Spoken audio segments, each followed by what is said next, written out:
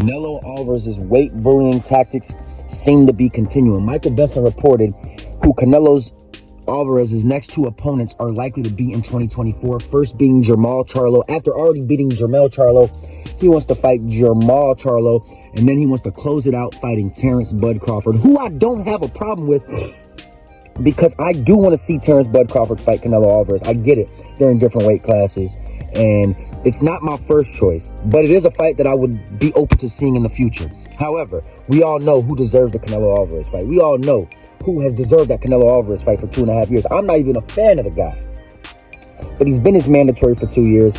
He just beat Demetrius Boo Boo Andrade, who was the boogeyman at 160. It's time for Canelo Alvarez to grow a pair and fight David Benavidez. There's only one option.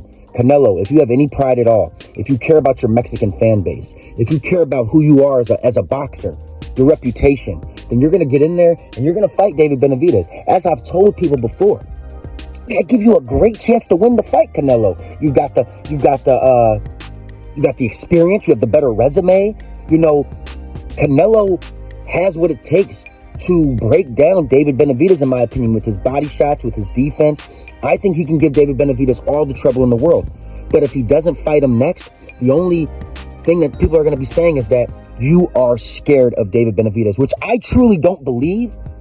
But clearly something is holding Canelo back, and we got to speak on it, man. It's getting utterly ridiculous. I like the Jaime Munguia Canelo idea.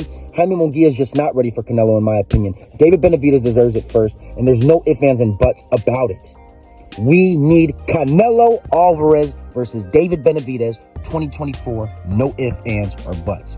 Switching topics, man. Yesterday was the first press conference between Tim Tszyu and Keith Thurman, and also Rolly Romero and Pitbull Cruz. And man, I knew Keith Thurman was corny, but man, I didn't realize he was this corny, man. Keith Thurman is super corny. The first thing he said about Tim Tszyu was that he fights like a Mexican, and he's super flat-footed, and he's coming to the United States, and he's gonna beat up Tim Tszyu. And Tim Tszyu says, I mean, there's nothing wrong with a Mexican style, because Mexican style, at least they come to fight. You know, Keith Thurman hasn't fought in 2 years. I've never been the biggest Keith Thurman fan. He's always was getting beat up by Demetrius Andrade in the amateurs. Keith Thurman has always been a little bit overrated to me. Not a bad fighter. Don't get it twisted. Not a bad fighter. But a little overrated. And Tim Tszyu is about to beat the living shit out of Keith Thurman come March 30th. I can't wait, man. I'm not a Keith Thurman fan. And I'll say it again, man. I think come March 30th, Tim Tszyu is going to knock out Keith Thurman. I know Keith Thurman's never been knocked out. If he doesn't get knocked out, I think he's going to get beat up really badly for 12 rounds, to the point where, like, the corner might think about stopping it. And it's going to be the worst beatdown of Keith Thurman's career. Mark my words, man. When he fought Pacquiao was 40 years old, wasn't the same Pacquiao, and Pacquiao still won pretty convincingly. What do I think a Tim Tszyu in his prime is going to do? Beat the living shit out of Keith Thurman. That's it. That's all.